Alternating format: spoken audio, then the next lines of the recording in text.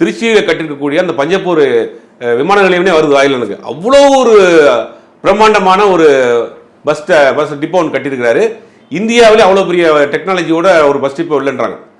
கேரளாவிலிருந்து வரக்கூடிய சுற்றுலா பயணிகள் அதை வந்து ஒரு ஷூட்டிங் டூரிஸ்ட் ஸ்பாட் மாதிரி பார்த்துட்டு போகிறான், பிளாக் எடுத்து போட்டு போகிறான். பார்த்தீங்கன்னா ரீல்ஸ் எடுக்க யூஸ் பண்ணல.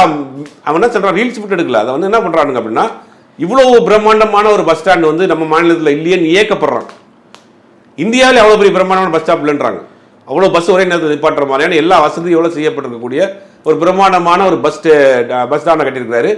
தமிழ்நாட்டில் குடிநீர் வசதி இல்லாத கிராமமே கிடையாது. கடைக்கோடி கிராமத்தில் போய் பார்த்தா கூட அங்கே பைப்பில் தண்ணி வீட்டுக்கு வருது. இது கடந்த அண்ணா கலைஞர் ஆட்சியிலே போடப்பட்ட விஷயம். அதை இம்ப்ரூவ்மெண்ட் பண்ணிட்டு இன்னைக்கு தேதிக்கு வந்து எந்த கிராமத்தையும் கிடையாது. இந்த மாதிரியான அவருடைய வேலை செயல்பாடுகள் ரொம்ப சிறப்பாக செஞ்சுக்கிட்டு இருக்கிறாரு.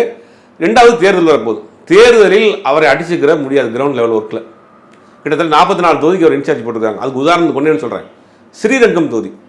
ஸ்ரீரங்கம் தொகுதியை பொறுத்த வரைக்கும் சுதந்திரத்திற்கு பிறகு அந்த தொகுதி அமைக்கப்பட்டதுக்கு பிறகு திமுக ஒரே ஒரு முறை தான் ஜெயிச்சிருக்கு. ஆமா, அது ஜெயலலிதா ஜெயிச்ச தொகுதி 96. ஏடிஎம்கேக்கு சார்பான தொகுதி. ஜெயலலிதா வெளிவந்தப்ப கூட ஒரு முத்தரையர் சமுதாயத்தை சேர்ந்த ஒரு லேடி வளர்மதி ஜெயிச்சாங்க. அந்த அளவுக்கு ஏடிஎம்கேக்கு பாரம்பரியமான ஏடிஎம்கே பிராமின்ஸ் ஒட்டு கோட்டையா இருக்கக்கூடிய தொகுதி. முத்தரையருமே அங்க ஏடிஎம்கே இருக்கிறாங்க. ஒரே ஒரு முறை தான் 96ல திமுக ஜெயிச்சிருக்கு. மீதி எப்பயுமே திமுக ஜெயிச்சது இல்ல. அது பெரிய அலை, திமுக அலையில. அதுக்கு பிறகு அந்த அம்மா ஜெயலலிதா வந்து ஏன் தொகுதின்னு கன்ஃபார்ம் பண்ணிட்டாங்க. அப்படிப்பட்ட ஒரு ஏடிஎம்கே கோட்டைக்குள்ள கடந்த முறை வந்து திமுக சார்பில் ஒரு வேட்பாளரை போட்டு ஜெயிக்க வைக்கிறாரு நேரு. ஸ்ரீரங்கத்தையே உதயசூரியன் 20,000 ஓட்டு வித்தியாசம் ஜெயிக்க வைக்கிறாரு. அப்போ அந்த திருச்சியை சுற்றி இருக்கக்கூடிய அத்தனை தொகுதியிலையும் தட்டி தூக்குறாரு. மணப்பாறை, மணச்சநல்லூர் எல்லாத்தையும் தூக்குறாரு. அப்போ இந்த வேலை செய்கிறதுல வந்து இவர் நேருவை வந்து அடிச்சுக்கிற முடியாது. நம்ம தொண்டர்களை அரவணைச்சு போகிறது, மக்களை போய் சந்திக்கிறது, கிரவுண்ட் லெவல் பாலிடிக்ஸ், மைக்ரோ லெவலில் இறங்கி போய் வேலை செய்வார். அப்போ ஒரு 48 தொகுதிக்கு இந்த தேர்தலில் அவர் பொறுப்பாளரை போட்டுருக்காங்க. அவர் தான் இன்சார்ஜ்.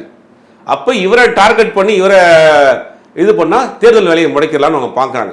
அதுக்கு இந்த வழக்கை ஒரு ஆயுதம். எப்படி டெல்லியில் அரவிந்த் கெஜ்ரிவாலுக்கு எடுத்த ஒரு ஆயுதம், தெலுங்கானாவில் சந்திரசேகர ராவுக்கு எடுத்த ஆயுதம், ஹேமந்த் சோரனுக்கு எடுத்த ஆயுதத்தை இங்கே நேருவை வச்சு பண்ணுறாங்க.